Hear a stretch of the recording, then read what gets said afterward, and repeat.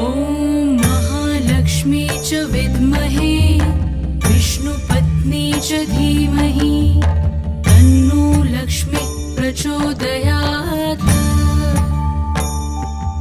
ॐ महालक्ष्मी च विद्महे विष्णुपत्नी च धीमहि तन्नो लक्ष्मी प्रचोदयात्। ॐ महालक्ष्मी च विद्महे विष्णुपत्नी च धीमहि